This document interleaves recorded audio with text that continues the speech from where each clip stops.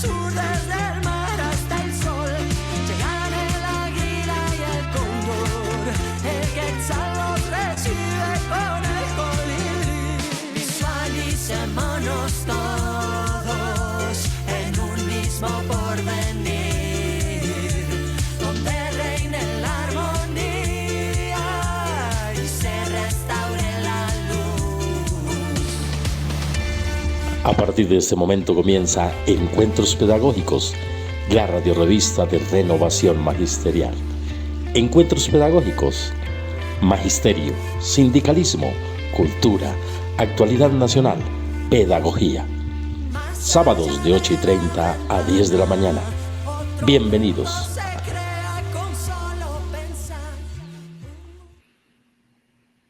Muy buenos días a todas y a todos que nos están escuchando en este momento. Siendo las 8:30 de la mañana, abrimos Encuentros Pedagógicos, la radio revista Renovación Magisterial, hoy, sábado 2 de agosto.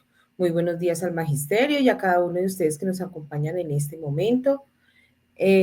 Hoy nos acompaña la conducción del programa Marta Liliana Puentes Pardo en compañía de Paula Carvajal en lengua de señas.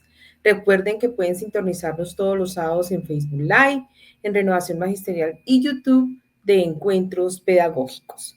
Visítenos en nuestra página www.renovacionmagisterial.org, donde siempre encontrarán la actualización y todos los documentos citados en nuestras entrevistas y las noticias de actualidad del sector docente y de los trabajadores. Síganos en la cuenta X, @encuentrospeda, @renovacionmag. Bueno, buenos días nuevamente a todos los que nos están escuchando, a los docentes del magisterio y a los trabajadores, y bueno, y a toda la población colombiana, en el programa 473 de Encuentros Pedagógicos.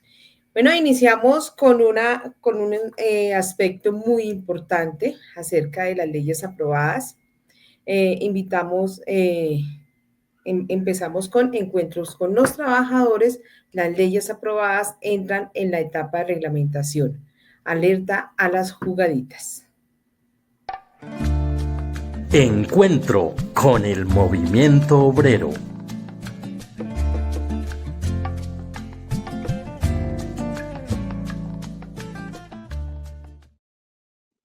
Bueno, invitamos a nuestro querido y gran presidente de la Central Unitaria de Trabajadores, a Fabio Arias. Fabio, muy buenos días. Buenos días, Marta Liliana, para usted y toda la audiencia de Encuentros Pedagógicos. Muy amable por la invitación. A usted, Fabio, por actualizarnos y por hablarnos de temas tan relevantes para nuestra sociedad. Bueno, evidentemente se han aprobado dos leyes importantísimas que tienen que ver con el mundo del trabajo, la ley pensional y la ley laboral. La pensional pues está en este momento con jugaditas desde la Corte Constitucional, puesto que el magistrado Ibáñez, el presidente de la Corte Constitucional, enemigo declarado del gobierno de Gustavo Petro, viene haciendo una serie de argucias para dilatar el fallo final sobre la exequibilidad de la ley pensional.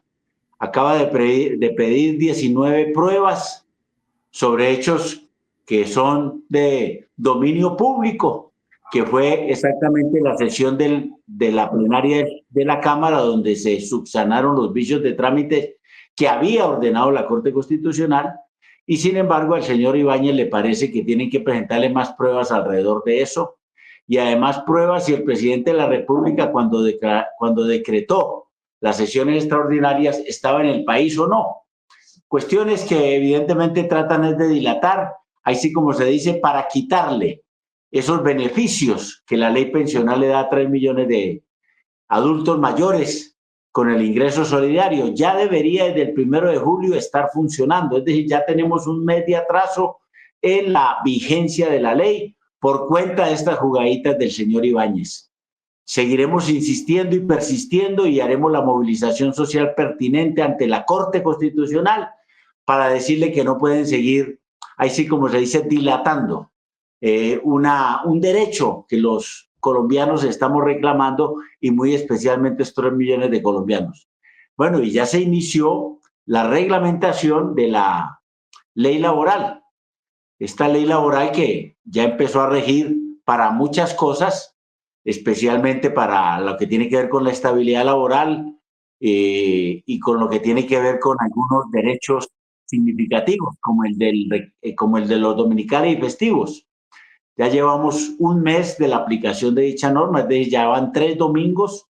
El día de mañana será el 4º domingo con el cual a los trabajadores empiezan a reconocerles el festivo con el 80% del trabajo suplementario de cualquier día normal, de tal manera que allí se viene un reconocimiento para los trabajadores. La del recargo nocturno entrará en vigencia el 26 de diciembre de este año, será el regalo de Navidad para los trabajadores y las trabajadoras. A partir de las 7 de la noche empezará a pagarse ese recargo nocturno. Nos han quedado debiendo todavía 1 hora. Seguiremos reclamándola, por supuesto. Y el contrato de aprendizaje con carácter laboral ya empezó a regir desde el pasado 1 de julio. De tal manera que esta es una situación importante para los trabajadores y el gobierno pues empezará a reglamentar lo que es la formalización de las trabajadoras domésticas, la formalización de las madres comunitarias y las madres sustitutas y la formalización de los trabajadores y las trabajadoras que laboran en los programas de alimentación escolar, en los PAE. Lo de las madres comunitarias y las madres sustitutas durará 1 año en esa formalización, que entran a ser trabajadoras oficiales en el Instituto Colombiano de Bienestar Familiar, y los trabajadores y las trabajadoras de las PAE se demorarán exactamente 4 años en formalizarlos. Empezarán con un 25% en este año, es decir, hasta el 1 de julio del año 2025. Deben formalizar a la 4ª parte de los trabajadores y trabajadoras de las PAE, y en los años subsiguientes hasta completar el 100% en el año 2028. Bueno, pero adicionalmente las reformas sociales, estas son las que ya están aprobadas y las que empiezan a implementar. Y resumo muy brevemente 5 reformas que entrarán ahora, que ya están en el Congreso de la República. Unas más avanzadas que otras, pero ya se inician. La reforma a la salud, que está en la Comisión 7ª del Senado, donde desafortunadamente acaban de nombrar al senador Miguel Pinto, que es enemigo declarado de este gobierno y enemigo declarado de la reforma a la salud. Vamos a ver cómo nos movilizamos para que se apruebe. Segundo, el tema del Sistema General de Participaciones con la Ley Orgánica de Participación, para que los dineros que se recuperaron con el acto legislativo 03 del 2024 sea para fortalecer los derechos de la educación, la salud, el agua potable y saneamiento básico, y no que sean de libre destinación en los territorios. Y está la de la jurisdicción agraria. Y por último, 2 muy importantes que va a presentar el gobierno. Ya presentó la ley de presupuesto por 557 billones de pesos. El presidente del Senado ya anunció que ese proyecto de ley no tiene exactamente cómo aprobarse en las condiciones que la presentó el gobierno y que por tal motivo le van a hacer modificaciones sustanciales. Me imagino que los recortes van a ser en la inversión social. Será una motivación para que nosotros también nos movilicemos alrededor de eso. Y por último, el gobierno presentará la ley de financiamiento sobre la base de que la ley de presupuesto está financiada en 26 billones de pesos. Es un arrastre que tiene de déficit el presupuesto nacional, derivado exactamente desde cuando se aprobó la reforma tributaria en el año 2022. Desafortunadamente en la Corte Constitucional le tumbaron la 3ª parte de la ley de la reforma tributaria, que era equivalente a 6,5 billones de pesos aproximadamente, y con eso entonces ha venido sumando un déficit presupuestal el gobierno. A estas 5 reformas le dedicaremos todo nuestro tiempo en este segundo periodo de las sesiones de este segundo semestre del año 2025, que va a ser un año pues muy apretado, especialmente por las posiciones políticas que cada vez son mucho más radicales de parte de la oposición, de carácter irracional además, puesto que se avecina ya también un proceso electoral. Nos veremos en las calles defendiendo las reformas sociales y defendiendo el gobierno, que va a cumplir la próxima semana 3 años y que ha hecho cosas muy meritorias para los sectores más vulnerables y empobrecidos de Colombia. Nos veremos defendiendo al gobierno en la calle y reclamando que se aprueben las reformas sociales del cambio. Buen día para todas y todos, apreciada Marta Liliana. A ti, Fabio, muchas gracias. Y sí, todos a la calle a apoyar las reformas sociales y sobre todo para que se aprueben.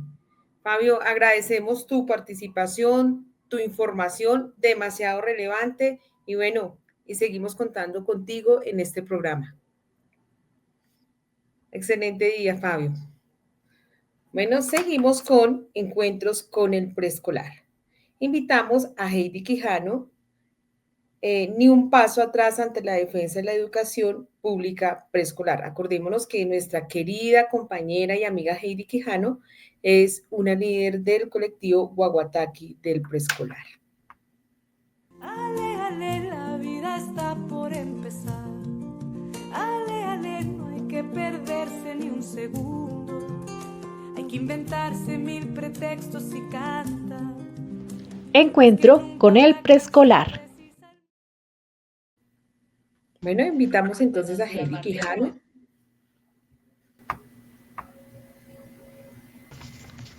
Muy buenos días, Martica, muy buenos días al magisterio y a todos los que nos acompañan en el programa el día de hoy. Nuevamente hablándoles de lo que está pasando con el proyecto Unity Way, que es una ramita más del proyecto De la mano contigo. ¿Qué es lo primero que debemos hacer? Pues una carta al rector, no importa en el paso que esté implementado o que esté ingresando este proyecto a la institución, debemos pasarle una carta al rector, ya sea de forma individual o forma colectiva, donde le pidamos que nos explique los siguientes puntos. Primero, ¿cuál fue o en dónde se aprobó por parte del Consejo Directivo y del Consejo Académico este proyecto para que ingresara en la institución? Segundo, ¿cuál es la responsabilidad civil frente al ingreso de una entidad externa y de agentes privados o particulares que van a ingresar y van a estar en contacto con los niños a los cuales nosotros somos los primeros respondientes? Tercero, ¿cuál va a ser el valor agregado que esto le da al colegio? Porque un valor agregado no puede ser una cualificación que termina siendo una charla de máximo 2 sesiones. Por otro lado, se debe decir que no se permitirá la evaluación de los profesores. ¿Por qué? Porque nosotros nos evalúan cuando nos graduamos en la universidad, cada vez que adquirimos un nuevo título, especialidad, maestría, nos hacen una evaluación muy con un seguimiento muy realizada desde varias vistas de especialistas en cuando vamos a ingresar a nuestra carrera docente, nos hacen una evaluación. Cuando vamos a ascender, nos hacen una evaluación y recordemos que anualmente la institución hace una evaluación institucional. Entonces, ¿por qué un ente externo avalado por quién nos va a venir a hacer una evaluación? Si nosotros no lo avalamos, pues no nos pueden evaluar porque no es algo legal. Por otra parte, nos deben decir cuál es la hoja de vida de la institución y más que de la institución, de los agentes que va a venir a intervenir en nuestras aulas a decirnos y a observar y a decir y a definir si lo que se está haciendo está bien o mal. ¿Por qué lo digo? Pues porque ustedes saben que en el día a día pasan muchas cosas en las aulas y no es cuando los niños sienten que hay una observación de un extraño, se comportan diferente y estos agentes no van a hacer una observación de la realidad que pasa porque pues ellos no saben el contexto, ellos no entienden lo que hay detrás de la historia de cada uno de los niños, que es lo que nosotros sí conocemos de ellos. Entonces tengamos esto presente. Hay instituciones en las cuales ya han avanzado las maestras, ya han pasado por consejo académico, lo han analizado, han llegado a consejo directivo y no dan la aprobación de que este proyecto ingrese a su institución. Sin embargo, los rectores siguen presionando. Pasó hace poco que fue analizado en consejo académico, dijeron, no, definitivamente esto no nos sirve a la institución. Sin embargo, el rector argumenta que a él le toca. A mí no me toca. Yo soy representante legal de una institución y a mí lo que me toca es cumplir lo que nos dice el gobierno escolar y proceder a la defensa de la institución. Entonces, ¿por qué le toca? Sería la pregunta que yo me haría. ¿Por qué le toca? ¿Será parte del pago de favores políticos también? Ahí dejamos esa pregunta, esa inquietud.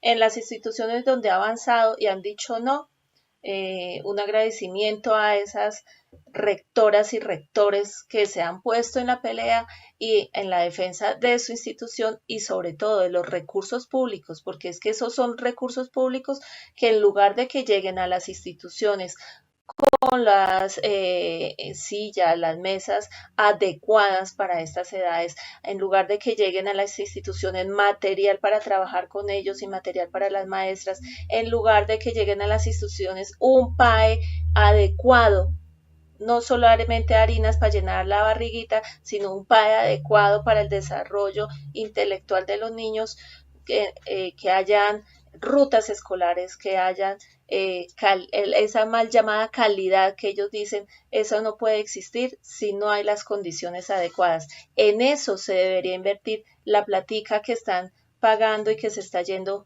para estos convenios y estas fundaciones. Entonces, esa es la invitación. A estos colegios va a llegar, a los que dijeron no, les va a llegar también desde Secretaría de Educación otra funcionaria para tratar de meter esto a la fuerza. Maestras, hay algo que se llama gobierno escolar, ustedes lo están implementando, ellos no pueden pasar sobre la autonomía institucional. Entonces van a ser groseros, van a ser atrevidos, las van a amenazar. Por favor, mantengámonos porque no estamos haciendo nada ilegal. Estamos luchando en pro de nuestros niños y del bienestar y de realmente hacer algo que impacte, pero de la forma adecuada y con lo que se necesita en las aulas. ¿Quieren hacer un estudio? Remítanse al estudio que hizo en el IDEB y está publicado del 2021, en el cual todo lo que decían allí, todas las sugerencias y demás que se debía implementar para mejorar el preescolar en Bogotá, no lo han hecho y no lo van a hacer, porque eso implica invertir. Entonces, invertir en lo que se debe invertir. Bueno, quedamos atentos desde el Círculo Pedagógico de Preescolar, desde el colectivo Guaguataqui y desde Renovación Magisterial para acompañar a las comunidades, para acompañar a las maestros y maestras, para llenarlas y llenarlos de argumentos y no permitir que esta plática se siga yendo hacia esas fundaciones, hacia empresarios por la educación, para que ellos tengan más, abran más colegios y jardines privados en las zonas vulnerables y nos quiten les quiten a los niños la posibilidad de ingresar al sector público. Bueno, un abrazo, Martica, y a todos, feliz fin de semana. Heidi, a ti muchas gracias, Paulita, muy buenos días. En cuanto a lo que nos dijo Heidi, pues es muy triste lo que está pasando con la educación pública y sí, lo que está haciendo la Secretaría de Educación con las instituciones y desconociendo nuestra reflexión, práctica docente y nuestra autonomía institucional. También quiero añadir esto, señor director y Paula, que acordémonos que Galán no solamente está interfiriendo en una sola parte de la educación como es el preescolar, sino que también ha venido atentando contra la básica primaria, contra el bachillerato o la secundaria y la media. Ejemplo de eso es el proyecto ENAD, Aprender para Soñar, en donde la fundación se llama Aprender para Quererte. Y aquí, viendo las investigaciones con Google, dice aquí que el Consejo Asesor, una de los primeros nombres que está ahí es de Cecilia María Vélez. Entonces, pues aquí vemos que son jugaditas y también interferencias. Y bueno, y es a seguir denunciando y lo que dice Heidi, a fortalecer el gobierno escolar. Bueno, seguimos con encuentro con Canapro, Solidaridad que hace vida.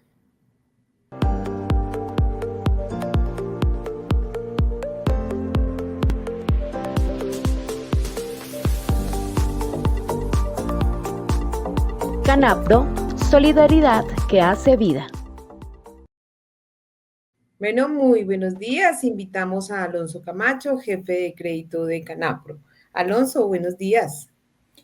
Muy buenos días, Marta, al equipo de Encuentros Pedagógicos, igualmente a todos los asociados a Canapro que están presentes el día de hoy y a todos los radioescuchas y televidentes, diríamos, que nos siguen a través de las redes sociales.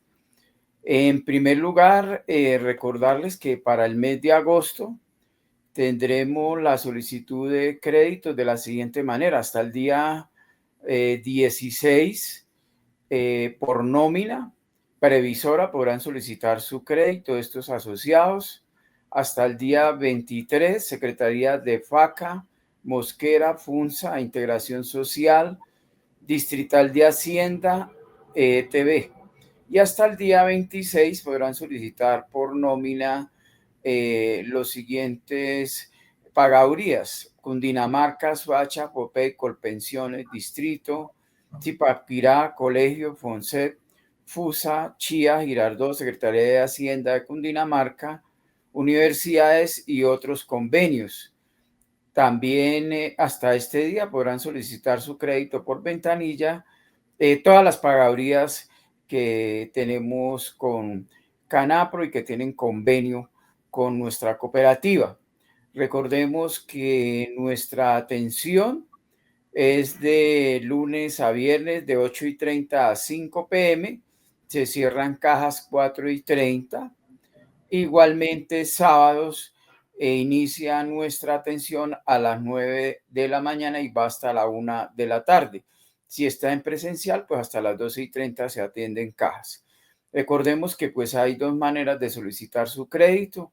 La primera, pues a través de nuestro PBX 348-0564, extensión 7010, o en forma presencial en cada una de las oficinas físicas que tiene la cooperativa, cuyos horarios acabamos de mencionar. Entonces, estas son las dos maneras para que nuestros asociados accedan a crédito. El próximo 8 y 9 se va a realizar el cuarto certamen internacional de Tuna Su Merced. Valor de la boleta 30,000 pesos. Se venden entradas en todas las sedes de la cooperativa en Bogotá y Soacha. También pues vendemos estas boletas en Chía. Esta actividad se va a realizar en el Auditorio Santa Ana, calle 63, 2781, muy cerca de la sede principal de Canapro. También estamos invitando a nuestros asociados a que se inscriban en el concurso Ecocolegio 2005, Objetivos de Desarrollo Sostenible. Entonces, en las categorías, en el Objetivo de Desarrollo Sostenible número 7, energías accesibles y no contaminantes. Número 12, producción y consumo responsable. Número 13, acción por el clima. Y la 15, vida de ecosistemas terrestres. Inscripciones, pues las podemos hacer hasta el día 30 de septiembre. Mayor información en nuestra página www.canapro.com. También recordarles que pues estamos en el proceso de corte el 10 de agosto para participar en nuestro bingo de la familia Canapro y nuestra mutual Canapro, que se va a realizar el domingo 31 de agosto a las 10 de la mañana, transmisión por YouTube, evento gratuito, sin ánimo de lucro. Si está vinculado pues a Canapro y a la mutual, pues va a recibir dos tarjetones. Si no se ha afiliado a la mutual, lo estamos invitando a que se inscriba en nuestra mutual, se afilie a nuestra mutual con todos los servicios que tiene que ver con ahorro, ¿no? Entonces estamos invitando a todos nuestros asociados a que estén al día al 10 de agosto. Muy importante estar al día al 10 de agosto. El evento es el 31, pero debemos estar al día del 10 de agosto. A partir del 14 ya se puede realizar la descarga del tarjetón. Recordemos que tenemos un premio de 1 millón, otro premio de 2 millones, otro de 3, otro de 4 y otro de 5. Si tienen algún inconveniente, podemos realizarlo a través de nuestro correo de educación@canapro.com y en el WhatsApp 317-894-3129. Acá es bueno recordar que el corte es el día 10 de agosto y debemos estar al día tanto en aportes como en créditos. Sí, Alonso. 31, ¿no? Entonces, para... Ajá.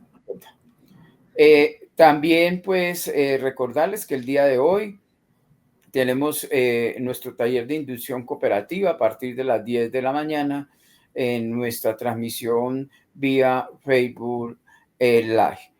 Por último, por recordarles, los días sábados se ajustó nuestro horario. Iniciamos a las 9 de la mañana en forma presencial como en forma virtual y telefónica. Invitar a nuestros asociados a que estén consultando nuestra página www.canapro.com, igualmente las redes sociales en las cuales pues encontrarán toda la información, beneficios y servicios de Canapro, solidaridad que hace vida. Un cordial saludo para todos, un feliz fin de semana. Muchas gracias. Bueno, Alonso, a ti, muchas gracias por la información.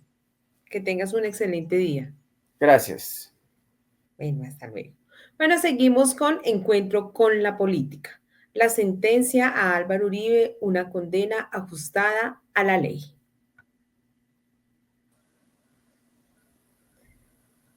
Invitamos a nuestra querida Consuelo Ahumada, docente investigadora, PhD en Ciencias Políticas, dirigente del colectivo Malú. Consuelo, muy buenos días. Buenos días, Marta, a ti, a Paula, a todo el equipo de Encuentros Pedagógicos. Buenos días, Consuelo. Qué rico verte nuevamente y bueno, y en especial con todo lo que nos tienes que decir con este suceso justo que se ha empezado a visibilizar en la sociedad colombiana. Sí, mira, esta semana, de alguna manera, lo que encontramos fue la noticia, para muchos la noticia del año, ¿no? El juicio del año, por lo menos, el juicio del siglo, dicen algunos. Ajá. Tiene que ver con la condena a Álvaro Uribe Vélez a 12 años de prisión, inhabilidad política y, bueno, una suma alta de dinero, pero bueno, lo más importante es la condena y digamos que va, va en detención domiciliaria, pero de todas maneras es una derrota jurídica y política. Para todos los que nos oyen y para el magisterio en general, pues si ustedes tuvieran que echar memoria, ¿cuál ha sido el enemigo principal del magisterio en Colombia? Es Álvaro.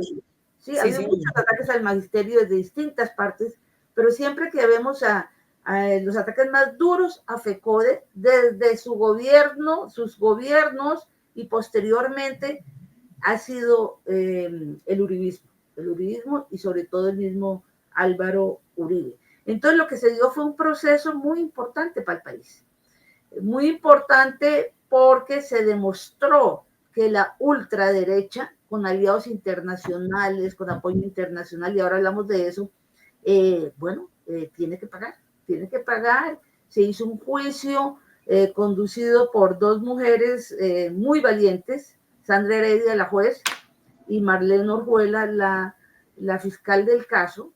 Un juicio donde Iván Cepeda y su equipo también tuvieron una actitud muy valiente. Todo el tiempo el juicio dura menos de 6 meses, pero el proceso dura 12 años. Y para los que no lo recuerdan, aunque ya lo habrán visto en estos días, en el año 2012, Cepeda, que era representante de la Cámara, dio unos debates muy fuertes frente al paramilitarismo y a la participación de Uribe en la formación del bloque Metro y de otros, en el apoyo al paramilitarismo en general. Y recordemos también que Petro dio esos debates en su momento cuando fue congresista, primero representante de la Cámara y luego senador. Entonces, inmediatamente Uribe le hizo un montaje y lo denunció por intentar comprar a falsos testigos para que declararan contra Uribe. Pero resulta que en el 2018 la Corte cambió el rumbo de la investigación y exoneró a Cepeda y más bien determinó que él quería ser investigador Uribe. Se hicieron todos los intentos por parte de Uribe para frenar el proceso. ¿Sí? Dilaciones, bueno, todo tipo de demoras, todo tipo de contraataques, desapariciones, asesinatos de testigos, extraños asesinatos de testigos. Y luego en el gobierno de Duque y con su fiscal Barbosa, que era un fiscal de bolsillo, trató de exonerarlo. No sé si recuerdan que en 2 ocasiones trataron de dejarlo en libertad. La fiscalía actuaba era como defensa y no como ente investigador, ente acusador. Entonces, bueno, todo parecía ya perdido, ya había como una desesperanza. Cuando viene ese proceso que se da dentro de los límites establecidos de tiempo, gracias a esta, sobre todo de la juez, y se concluye que Uribe es culpable. Es culpable de 2 delitos, algunos han dicho son delitos menores, pues pueden no ser los delitos más graves, pero todo el proceso puso en evidencia el historial oscuro, el prontuario criminal que tiene Uribe. Todos los testigos de él eran paramilitares y bueno, se dio a conocer lo que representa y lo que ha representado para el país, que ya lo conocíamos, pero ya con pruebas. Entonces, por eso es tan importante este proceso. ¿Sí? Y bueno, y lo otro que quería señalar es que además de darse a conocer toda esta trayectoria oscura de Uribe, bueno, es una derrota para el uribismo, la ultraderecha. Como se le quiera mirar, es una derrota para ellos. El otro factor muy importante que no se puede dejar de lado es que Estados Unidos vuelve a intervenir en Colombia abiertamente, esta vez en el sistema judicial. Yo lo había hecho hace, bueno, 15 días, 3 semanas, con el intento de golpe a Petro, ¿sí? A raíz de las cartas de Leiva y la maquinaria de Leiva, digamos, los vínculos de Leiva en Estados Unidos con los representantes y senadores republicanos, con Marco Rubio, todo lo que han sacado contra Petro, vuelve la arremetida otra vez, ¿sí? Y ahora están diciendo que más o menos que Uribe es un héroe, lo que ha hecho es defender al país y todo lo demás, lo dijo Marco Rubio, y amenazan claramente con tomar más sanciones. Díaz Balart, uno de los representantes de la Cámara poderosos del Partido Republicano, ya anunció que le iba a recortar la ayuda a Colombia, ¿sí? El apoyo a asuntos no militares. Y bueno, estamos en ese pulso. Lo mismo pasó en Brasil. En Brasil también hace una semana, con el juicio a Bolsonaro, Estados Unidos le impuso sanciones, el 50% de incremento mejor dicho, intereses del, ¿cómo se llama? Cobros del 50% para las exportaciones, ¿sí? Aranceles del 50% adicionales, lo cual es terrible desde el punto de vista económico y político. O sea, hay una pelea abierta, en este momento liderada por Brasil y por Colombia, frente a las arbitrariedades de Estados Unidos, que no se resigna a que haya países con gobiernos progresistas que se les salgan de las manos. Esa es básicamente la importancia de lo que pasó la semana pasada y se va a seguir viendo. Ayer, después de la sentencia de 12 años, entonces el uribismo anunció marchas, convocó a marchas en todo el país, ahí harán sus marchas, ellos dicen que Uribe es un perseguido por la justicia, pero en términos generales es un golpe duro para la ultraderecha. Hay que prepararnos porque están heridos y cuando están heridos reaccionan de manera más violenta. Sí, Consuelo, eso es cierto, pero bueno, aquí ya lo importante es que el juicio y en mano de mujeres, ¿no? Se vio que fue un juicio justo, ¿cierto? Y que bueno, es un momento para rescatar y para decir que aquí sí se puede hacer justicia, ¿m? Y que el dominio, tanto geopolítico, todos los tipos de dominio que ha tenido la ultraderecha y en especial con Álvaro Uribe Vélez, pues está, lo que tú dices, se está quebrantando. ¿M? Así los medios de comunicación, algunos medios de comunicación estén a favor de la derecha, pues se está evidenciando lo que muchos colombianos o la mayoría de colombianos estábamos esperando. ¿M? Porque es que, o sea, aparte de hacer de la compra de testigos, pues también hay muchas muertes de por medio, ¿sí? Y son muchos años en las que se han evidenciado y aparte de eso que lleva pues a una pérdida familiar e incluso a una pérdida en la sociedad, Consuelo. Bueno, y es un llamado también a nosotros, pues también pronunciarnos, ¿no? Acerca del acuerdo, de lo que pasó con esta justa decisión, así como la derecha, pues está citando también el 7 de agosto, según lo que he leído, a las movilizaciones a favor del señor Uribe, que lo que tú dices nos ha hecho mucho daño en la educación, es también nosotros hacer una gran reflexión y también estar publicando y diciendo estamos de acuerdo y estamos acompañando a estas grandes mujeres como fue la juez y fue la fiscal. Mira, pero quería rematar también con esto, es que sí, el juicio es supremamente importante y hay que destacar que fue un juicio dentro de las normas de la ley, que no se cometió ninguna arbitrariedad, que no se le persiguió, lo que pasa es que no se le dejó hacer lo que venía haciendo, ¿no? Prolongando, alargando todas las, mejor dicho, tratando de quedar en la impunidad. Bueno, faltaba decir que tiene muchas posibilidades de quedar condenado, porque hay una apelación pendiente que posiblemente esté dentro del plazo establecido. La primera apelación, que es el Tribunal de Bogotá. Después vendría un recurso de casación, que eso ya mucho más arriba, pero ese toma años, según se sabe. Entonces, ya con la segunda, ya quedaría, digámoslo así, condenado por un tiempo muy largo. Además, la sentencia se empezó a ejecutar ayer.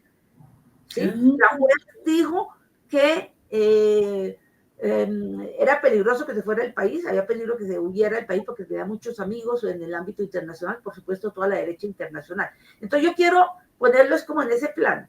Es una derrota judicial, pero es una derrota política sin atenuantes. ¿Sí? ¿Por qué? Porque es que es una batalla contra el que sostiene toda esa, digamos, todas esas doctrinas y todas esas políticas de la ultraderecha en Colombia, incluso en América Latina. Hace, digamos, a comienzos del siglo, cuando empiezan los gobiernos alternativos, gobiernos de izquierda, con Chávez, con Lula, con los Kirchner, el principal enemigo fue Uribe. Eso lo recordamos en los profesores, tenemos que recordar eso. Es decir, poner el juicio como en un contexto más de lo que representa políticamente para nosotros en Colombia. Por supuesto, todo el ataque de Uribe, más allá de la juez y el sistema judicial, de atacar a la jueza y el sistema judicial, va contra el gobierno de Petro. ¿Sí? Claramente lo han utilizado de esa manera y Estados Unidos también.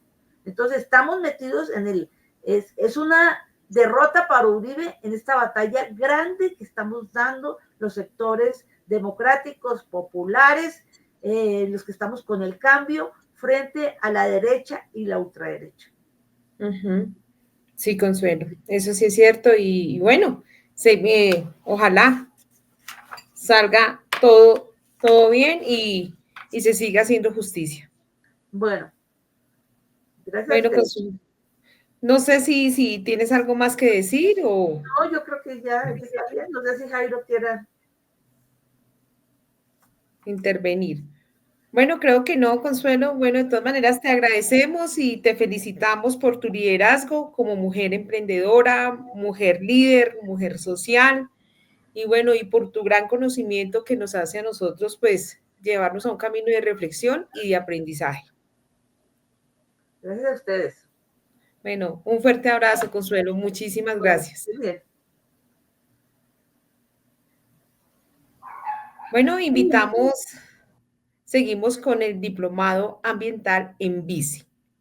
Bueno, hacemos una cordial invitación a todos los que nos están escuchando. El diplomado ambiental en bici está en Ministerio del Medio Ambiente y Desarrollo Sostenible. Certifícate como promotor ambiental en el Ministerio de Ambiente y Desarrollo Sostenible en el 10º Diplomado Ambiental en Bici 2025, Conflictos Ambientales y Buen Vivir en la Sabana de Bogotá. Este es un proyecto de educación donde la bicicleta se convierte en un aula ambiental para la protección de la naturaleza en los ecosistemas que hacen parte de la Sabana de Bogotá. ¿Cuándo inicia? Inicia el domingo 3 de agosto del 2025 de 9 a 1 de la tarde. Punto de encuentro, Ministerio de Ambiente y Desarrollo Sostenible, calle 37, número 840. Bici, recorrido humedal, Santa María del Lago. Esto es para formalizar tu inscripción al diplomado. Envía un mensaje con tu nombre, con tu correo y el celular del WhatsApp al número 311-494-3793. Repito nuevamente el número del WhatsApp, 311-494-3793. Entonces, todos muy invitados mañana para inscribirnos en el diplomado y para estar allá con la bicicleta en el humedal Santa María del Lago. Importante reconocimiento al ambiente y bueno, y a todos ustedes que pueden formar parte de este grupo. Bueno, seguimos con el Rincón de Apolonia, Santa Liliana Heredia Aranda. Cuando una mujer administra la justicia, lo hace con el mismo rigor o incluso más que cualquier otro funcionario judicial. Yo soy una aventurera. El Rincón de Apolonia, territorios de mujeres en perspectiva. Y de nuevo estamos aquí, en el Rincón de Apolonia, territorios de mujeres en perspectiva.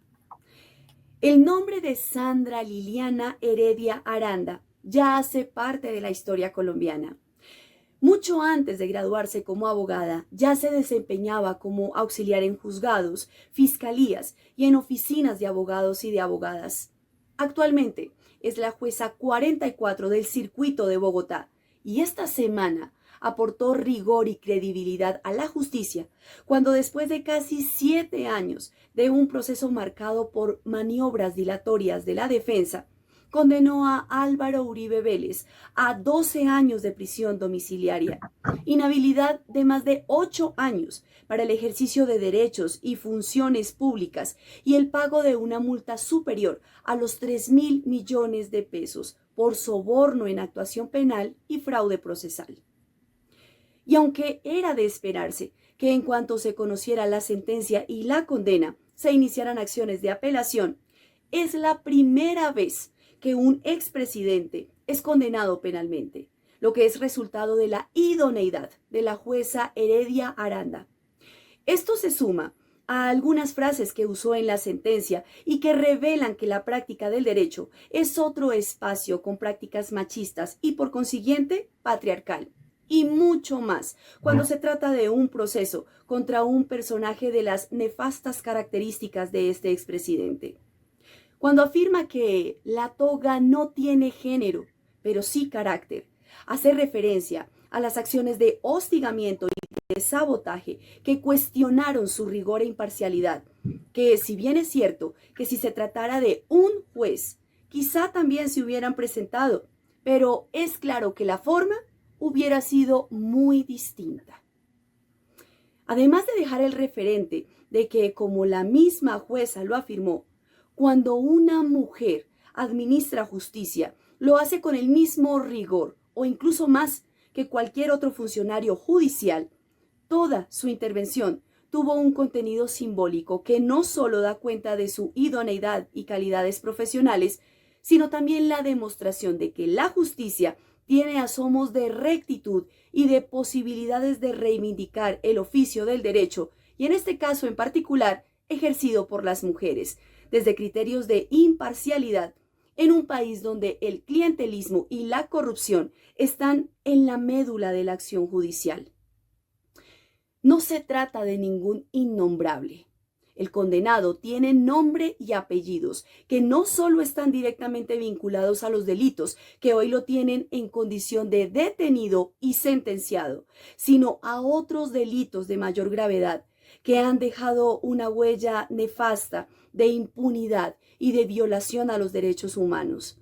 Pero la valentía, el profesionalismo y el carácter de juezas como Sandra Liliana Heredia Aranda nos inspiran para apostar porque esta sea apenas la primera condena por todo lo que tiene que pagar. Soy Sonia Liliana Vivas Piñeros y como siempre, el Rincón de Apolonia. Bueno, Polita, muchas gracias. Acordémonos que Sonia Liliana Vivas Piñeros es docente de la institución educativa Nuevo Horizonte, sede Torca, integrante del colectivo Malú. Bueno, seguimos con Encuentro con la Política. A 31 años del fallecimiento de Francisco Mosquera, 5 de sus aportes como inmenso pensador de la izquierda democrática y fundador de nuestro partido PTC. Invitamos a Pascual Amezquita, docente investigador, PhD en economía. Pascual. Ante todo, muy buenos días para las compañeras y compañeros que siguen este programa y agradecer la invitación de encuentros pedagógicos de renovación magisterial en el día de hoy. Efectivamente, estamos conmemorando 31 años del fallecimiento de Francisco Mosquera, el fundador del Partido del Trabajo de Colombia. Puedo resumir en 5 grandes aspectos los aportes que hizo Mosquera a la causa de la clase obrera en Colombia.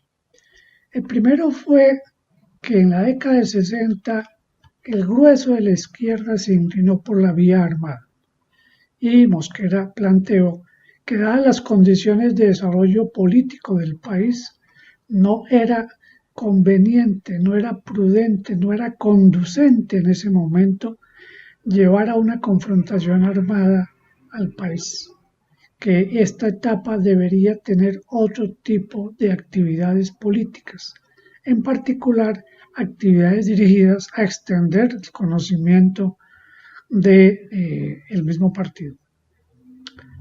El segundo aporte tiene que ver con que se hizo una profunda caracterización de la sociedad colombiana.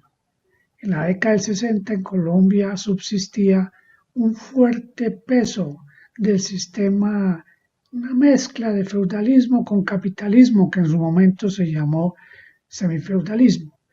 Y un problema central, la presencia de Estados Unidos en los acontecimientos nacionales económicos y políticos, es decir, lo que teóricamente se denomina el neocolonialismo. El segundo aporte pues es haber clarificado eso para el caso específico de Colombia, haber mostrado que Colombia era en ese momento un país semifeudal y la fuerte presencia del imperialismo norteamericano en la vida del país. El tercer aporte tiene que ver con el desarrollo de estas dos primeras políticas, estos dos primeros aspectos, y es que para poder hacer una transformación en Colombia, para hacer la revolución, esto debería de hacerse a través de la configuración de un frente único, en el cual participaran las clases que sufrían los problemas ocasionados por el atraso, es decir, por el semifeudalismo, como se denominó en su momento, y por la imposición neocolonial de Estados Unidos. Es decir, era involucrar en la lucha revolucionaria al grueso de la población colombiana, al grueso de los afectados con el atraso, campesinos, obreros, sectores populares en general, pero en particular esta política de Frente Único hizo un llamado a integrar en la lucha por la liberación nacional, en la lucha por la independencia nacional, a un sector que no es propiamente el explotado como es la clase obrera, los campesinos, sino un sector que vive de hacer sus negocios, los empresarios nacionales, lo que se denominó la burguesía nacional, que debería unirse al frente para obtener lo que ellos necesitan, vía libre para el desarrollo de sus negocios, vía libre para el desarrollo del capitalismo en Colombia, vía libre para el desarrollo nacional. Es decir, este tercer aspecto se vincula con que la lucha no es lucha armada en esta etapa y que Colombia, dadas sus condiciones de atraso y de dependencia, debería crear un frente único para adelantar las tareas propias de la revolución. El cuarto aporte que hizo Mosquera a la revolución en Colombia fue haber desentrañado de manera muy temprana las características económicas y políticas del neoliberalismo. Entre las características económicas vale la pena destacar que Mosquera identificó que venían a arrasar con toda la producción nacional, que la apertura, como se denominó la entrada del neoliberalismo en Colombia bajo el gobierno de César Gaviria, que la apertura arrasaría con la agricultura nacional, con la industria nacional, es decir, con todas las actividades económicas del país. Eso explica el alto grado de informalidad que tiene nuestra economía, porque acabaron con los sectores productivos. Nos convertimos en explotadores de recursos naturales, es decir, la forma más arcaica del capitalismo del siglo XIX. Mosquera vislumbró eso al grupo de cuadros que en ese momento estaban al frente del partido, los orientó para que hiciera la mayor denuncia posible para contener los efectos del neoliberalismo, por ejemplo, las privatizaciones, que es otro aspecto del neoliberalismo, acabar con lo que tiene que ver con las empresas del Estado. En fin, alertó sobre todo lo que estamos padeciendo hoy. Y en el campo político, Mosquera anotó que venían también por la clase política tradicional, los dirigentes clásicos de Colombia serían borrados y serían suplantados por una tecnocracia, así como por ejemplo la que hoy gobierna el Banco de la República, que se supone que es independiente, pero que realmente está al servicio del gran capital, del capital financiero.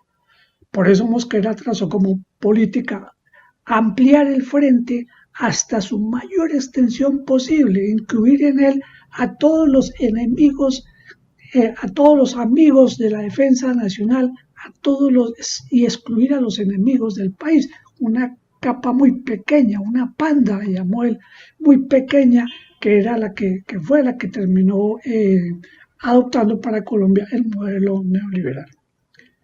Y el quinto aporte fue haber construido un partido que empezó desde muy temprano con proezas como los pies descalzos para consolidar un grupo de dirigentes capaces de dirigir las masas, capaces de sufrir con las masas, capaces de dirigir a las masas, y ese partido fue transformándose hasta convertirse en un partido de contextura nacional, orientado por su pensamiento bajo la guía del marxismo-leninismo y siguiendo las enseñanzas del camarada Mao Zedong.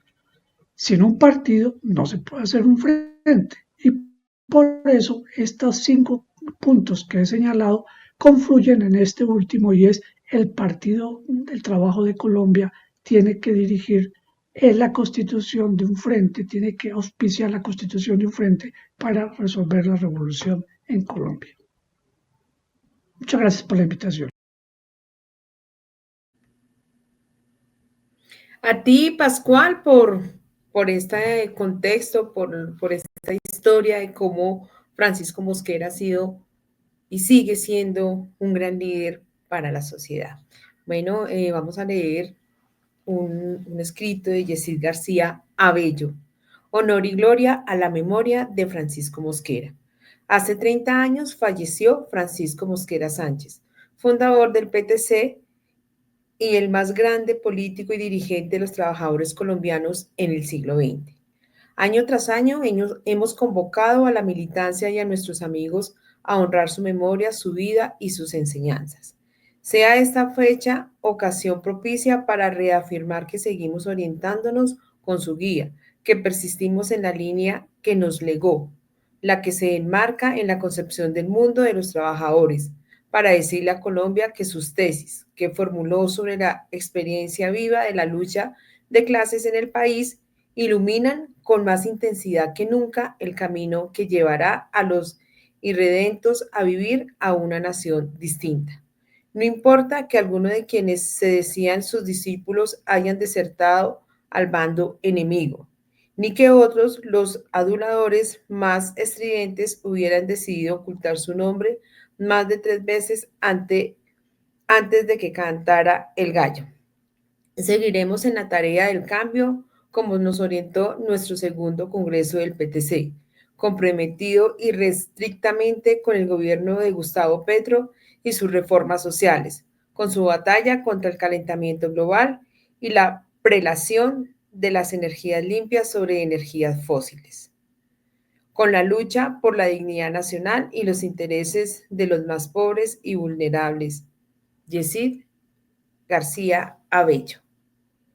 Honor y gloria a la memoria de Francisco Mosquera. Bueno, esta es una reflexión para nuestro partido y un agradecimiento a Yesid García por estas palabras. Bueno, seguimos con Informe Capital. La actualidad del Magisterio Bogotano. Invitamos a Andrés Ballén, secretario general de la ADE. No sé si ya está. Informe Capital.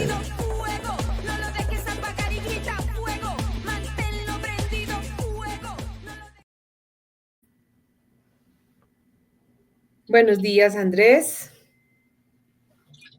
Hola Marta, muy buenos días. Buenos días a toda la audiencia de Encuentros Pedagógicos. Cada sábado. Muy buenos días. Tenemos un par de cosas que comentar muy brevemente sobre lo más reciente, lo que está aconteciendo, lo que tiene preocupadas a varias personas. Bueno, algo que venía en desarrollo y que tuvo un final relativamente feliz fue el asunto del traslado arbitrario contra un grupo de 23 coordinadores y coordinadoras en el distrito. Recuerden que eso pasó hace poco más de una semana. Mediante un acto administrativo, pues les dieron un traslado, les aplicaron un traslado que por necesidad del servicio, que por el asunto de los parámetros, sacaron pues de sus lugares a varias personas, a varios compañeros de coordinación. A algunos les favoreció, pero definitivamente a la mayoría no. Y lo que estaba ahí de fondo era la imposibilidad de escoger una plaza. Es lo mínimo que puede hacer la administración si piensa reorganizar, tenga la delicadeza de citar a la gente, a los compañeros y compañeras para que puedan escoger su plaza. Bueno, tuvimos una sesión de trabajo con ellos, la ADE intercedió, nos pusimos en la tarea de hacer las conversaciones del caso con la Subsecretaría de Gestión, con el talento humano, y gracias a la labor de la ADE, a varias de estas personas les reversaron sus traslados arbitrarios y los citaron para escoger plaza. Es muy importante que la gente lo tenga en cuenta porque han salido otras organizaciones a decir que es gracias a su acompañamiento. No, no es cierto, no me confundan. Fue la labor de la ADE. ¿Listo? Aclarado ese punto, paso a lo siguiente, que tiene que ver con los descuentos que empezó a aplicar la Secretaría de Educación. Era de esperarse, pues, la estrategia del terror que vienen utilizando para con los maestros, para desmovilizar, inmovilizar y desmovilizar, para impedir que podamos ejercer nuestro derecho legítimo de asociación, de protesta, de manifestación pacífica, de sindicalización. Eso es coartar los derechos. Pues como era de esperar, se aplicaron los anunciados 133 descuentos a personas que supuestamente habían incumplido por salir el 11 de junio, se incumplió con la reposición del 11 de julio.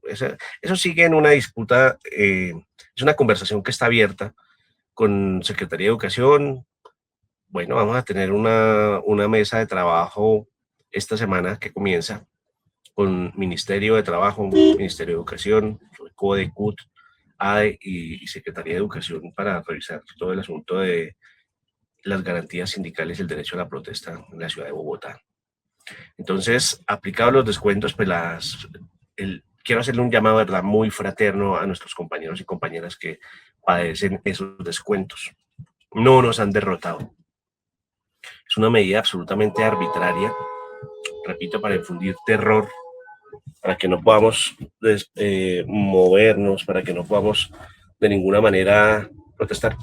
Pero esa es una pelea que está abierta. Estamos haciendo lo mejor que podemos.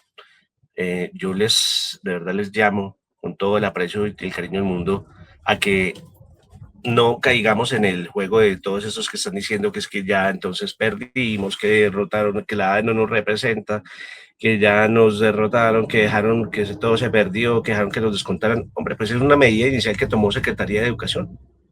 Ni siquiera lo pueden sustentar administrativamente. No hay un acto administrativo sancionatorio contra las personas a quienes les aplicaron el descuento.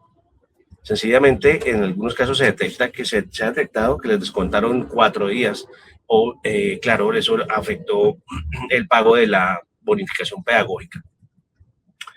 Acaba de ocurrir. Entonces, estamos empezando a interponer los recursos del caso.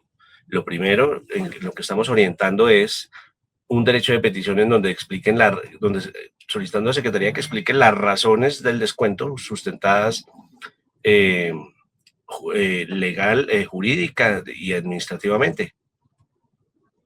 Que explique en dónde está la sanción de la que se es objeto y dónde está el acto administrativo, dónde está la decisión después del debido proceso. No hubo debido proceso. Eso estamos en esa disputa. Entonces quiero decirle al magisterio, a los compañeros y compañeras, no se desesperen. Esperemos que surtamos los pasos del caso, porque luego de esto pues proceden las acciones jurídicas para solicitar la anulación de la decisión que se cae por falta de garantías, porque no hubo ni un debido proceso ni nada.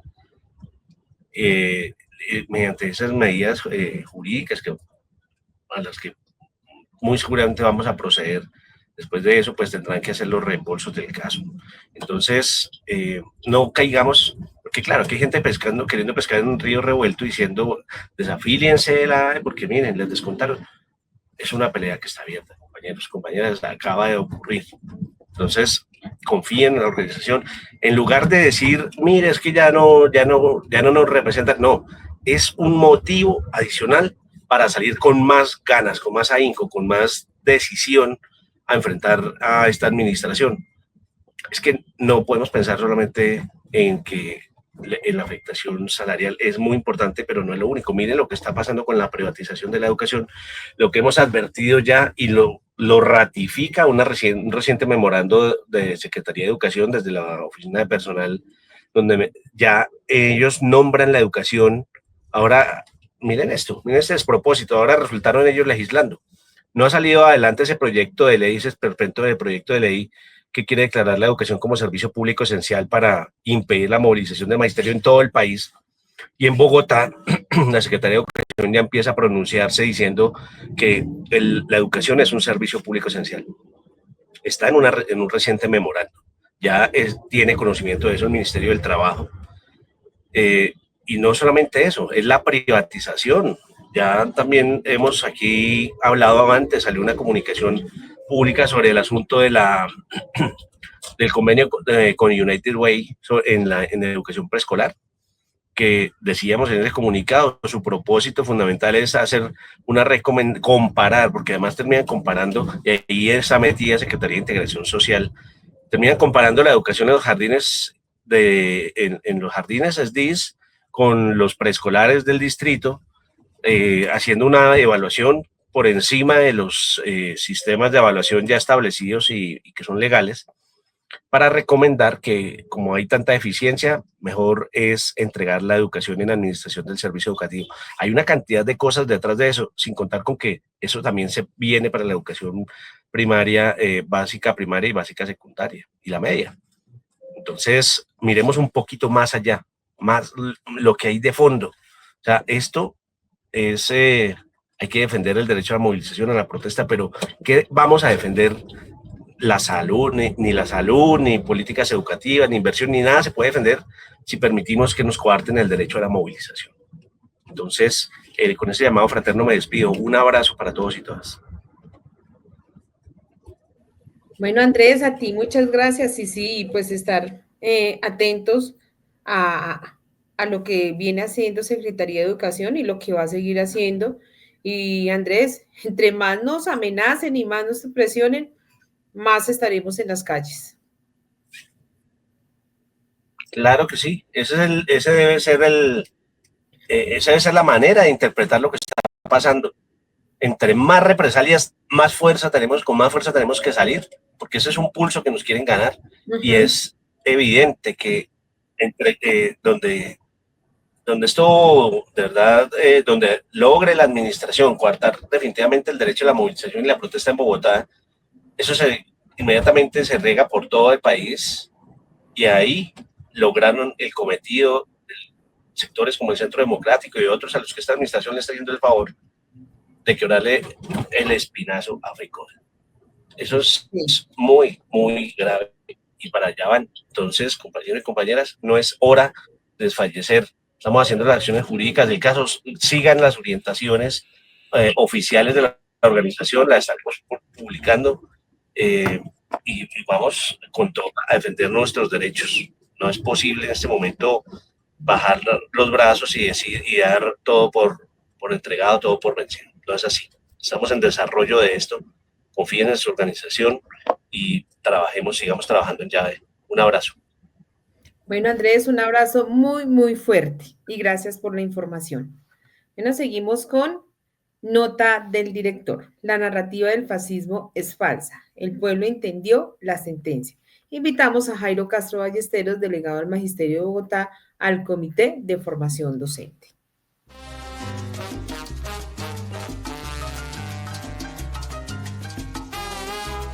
Nota del director.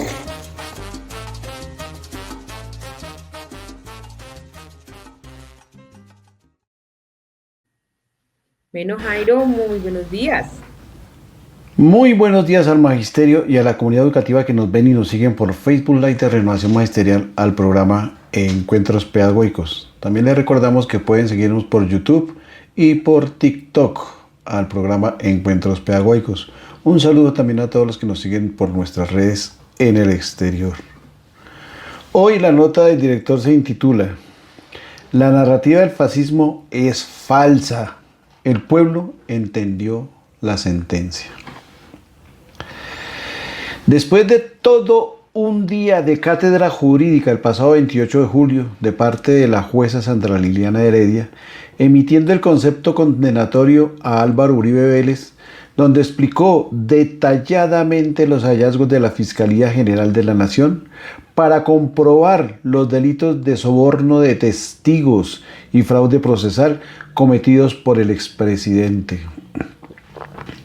Después de ello, salieron los compartidarios del delincuente a desconocer las pruebas aportadas por los mismos amigos delincuentes del condenado durante los interrogatorios del juicio.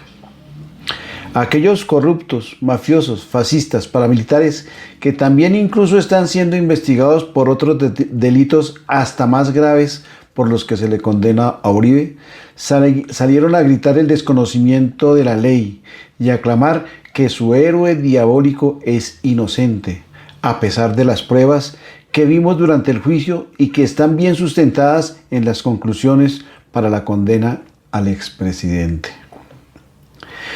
Esos indicios de los delitos probados por el juicio hay que recordar que fueron hallados por la Corte Suprema de Justicia, que en una investigación a Iván Cepeda, quien fue acusado por Uribe de esos delitos, encontró que las acusaciones del ex senador Uribe indicaban lo contrario, que quien estaba delinquiendo era el mismísimo Álvaro Uribe Vélez. Por esos hallazgos de la Corte compulsa copias para llevarlo a juicio. Por ello también Uribe renuncia al Senado de la República para evadir las investigaciones de la Corte Suprema. De esta manera es que asume la investigación la Fiscalía, que en aquel entonces era regida por Barbosa.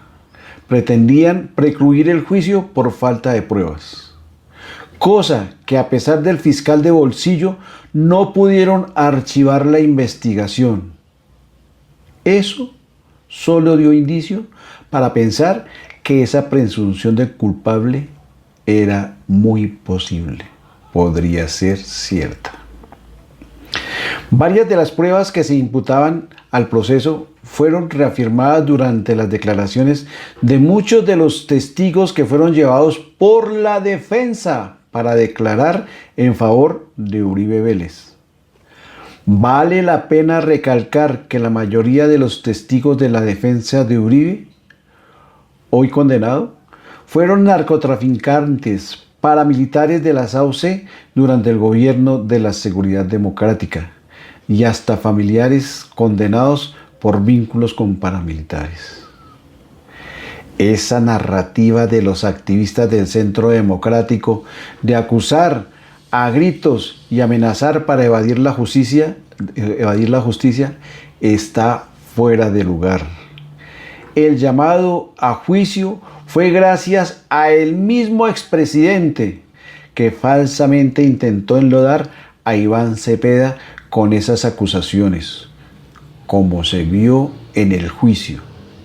Juicio que se inició el 24 de julio de 2018, siendo presidente de la República otro acusado de corrupción junto a su mamá, Iván Duque.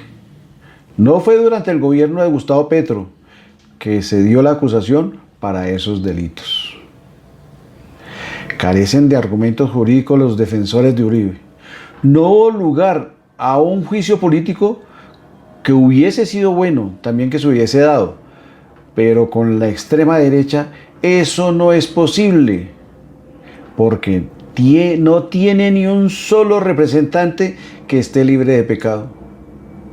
No solo estos delitos, sino que muchos han sido condenados por delitos contra los derechos humanos, por ejemplo, o por narcotráfico, o por corrupción.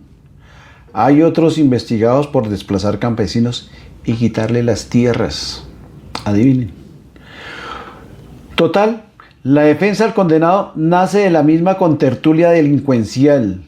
Y como dijo uno de los testigos en el juicio, entre pícaros nos entendemos. Esa es la fórmula para defenderse entre pícaros. Crear una verdad falsa para que ellos también, en el momento de ser llamados a la justicia, la puedan evadir. No ser juzgados y quedarse con la plata. Como en el caso de centros poblados, 70.000 millones de pesos desaparecidos.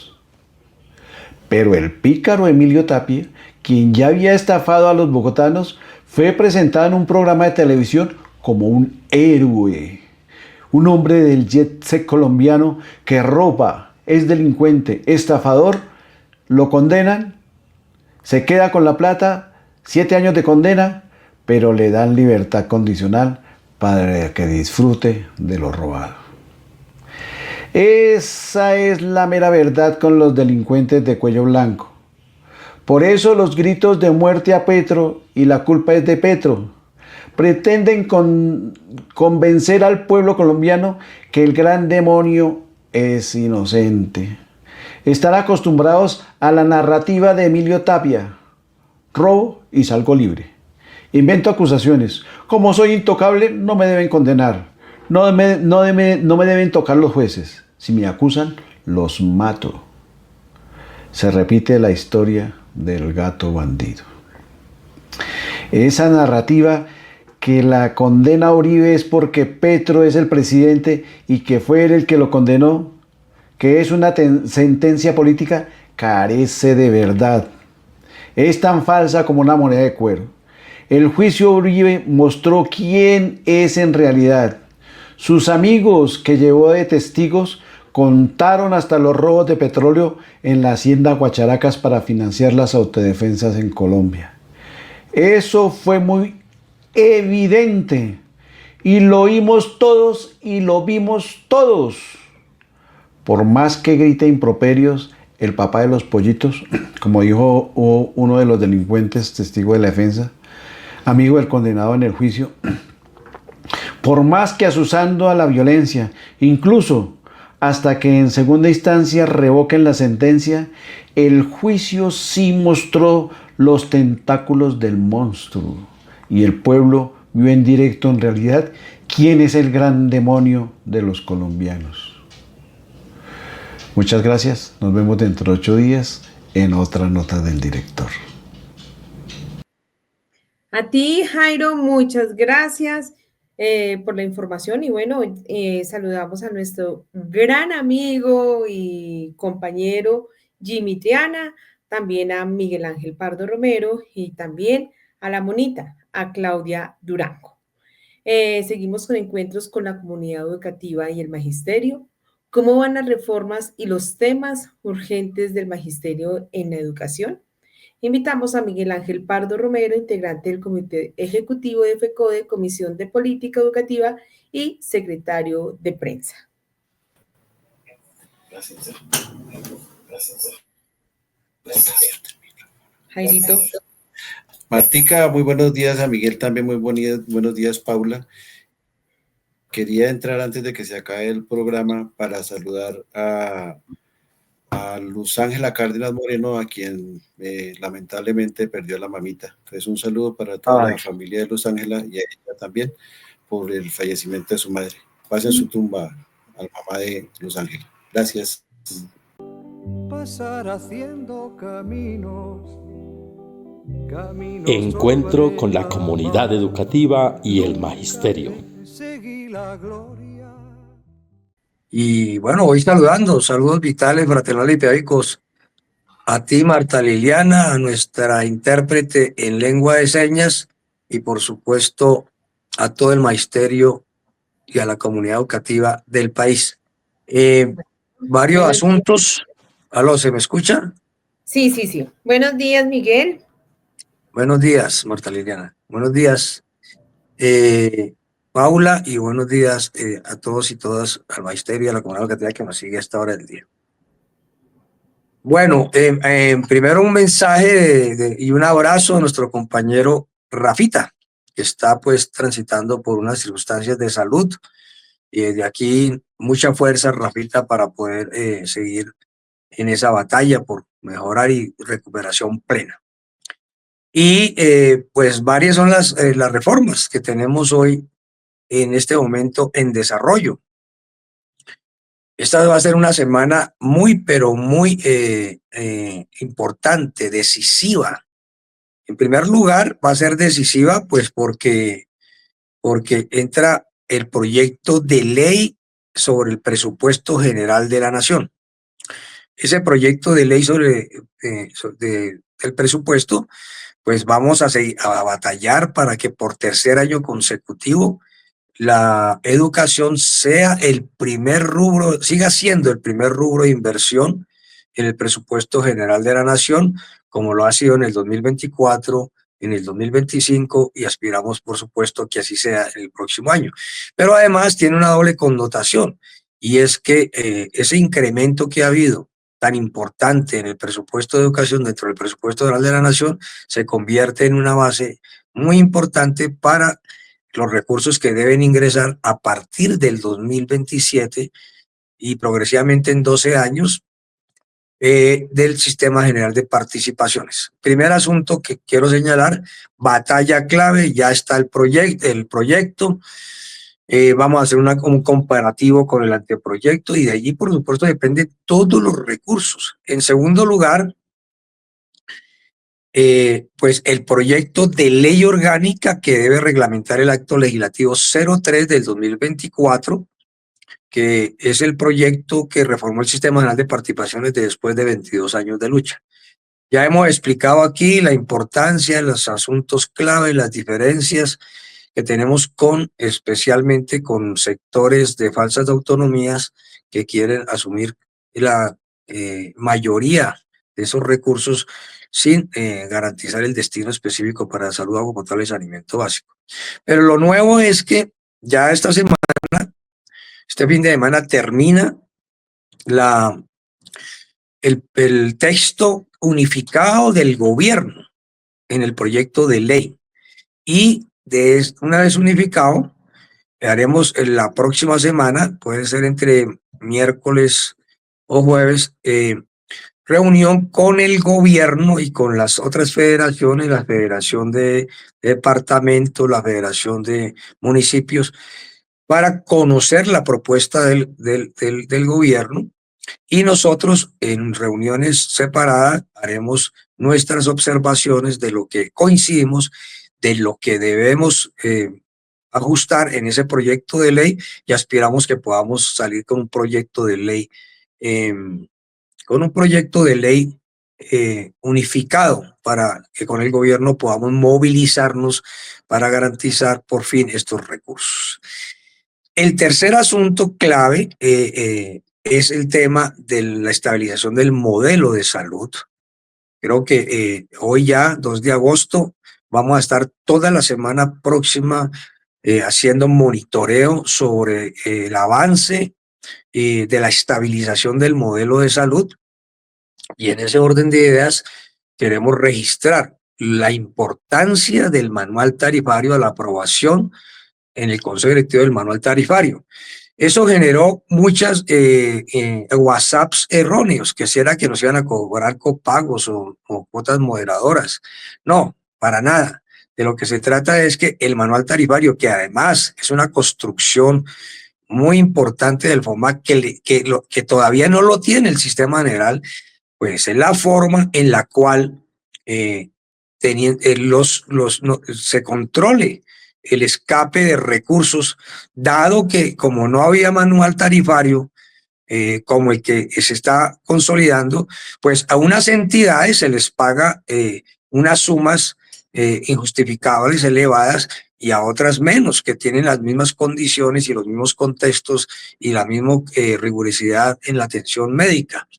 Entonces, digamos que esto es muy importante porque es el cuidado de los recursos y el patrimonio, entendiendo que el FOMAC es de los mejores, de los que mejor pagan a nivel de las entidades. Es decir, las IPS públicas y privadas no tienen por qué estar ahorita planteando que no contratan con la bioprevisora para atender al magisterio agrupado en el FOMAC.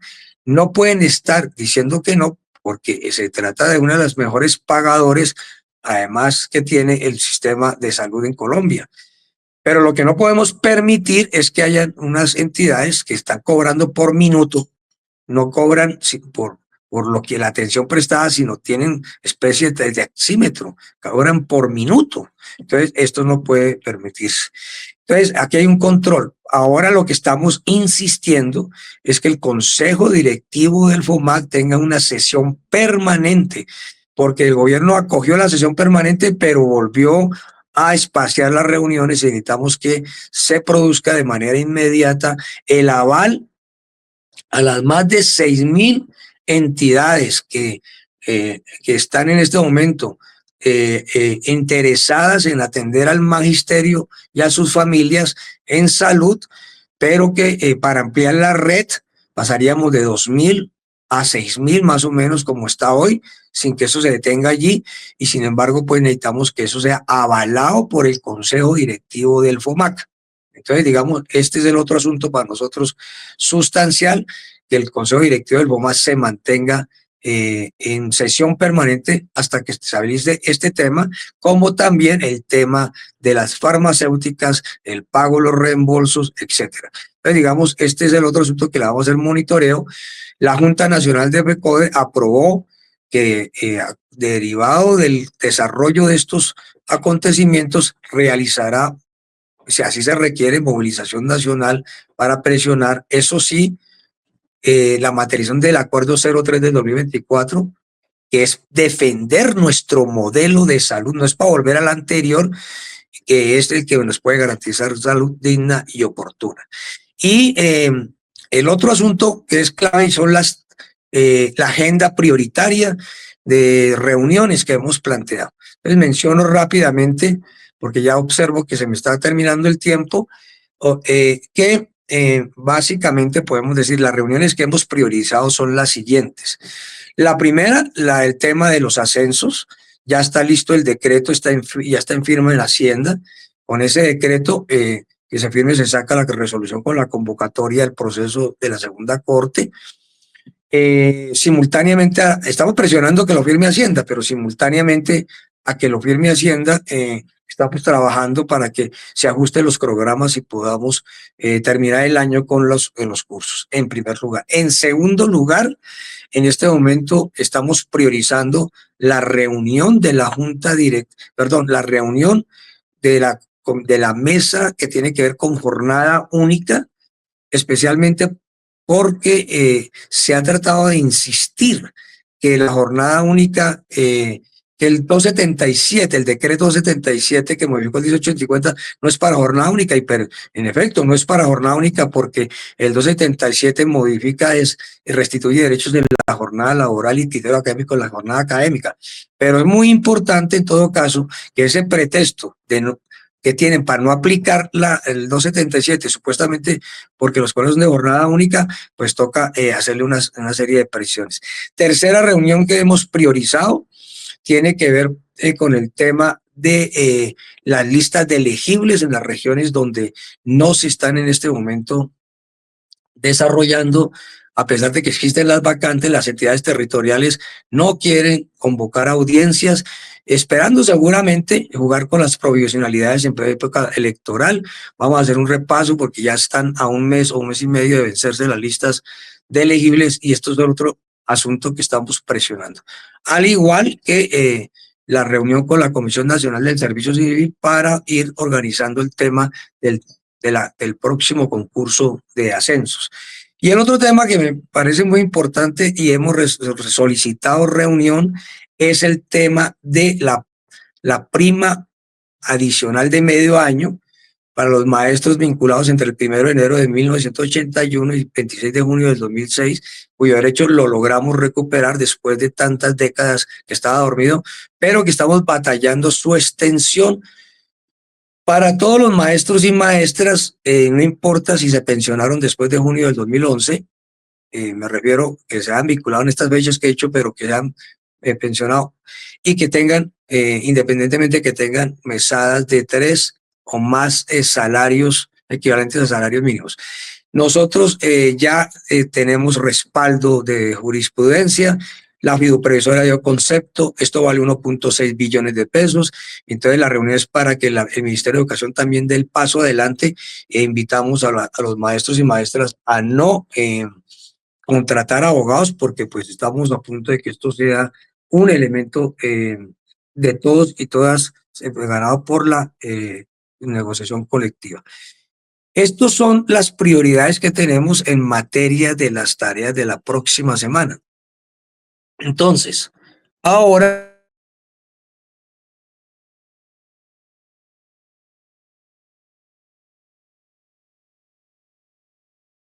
Miguel, creo que se te fue el audio.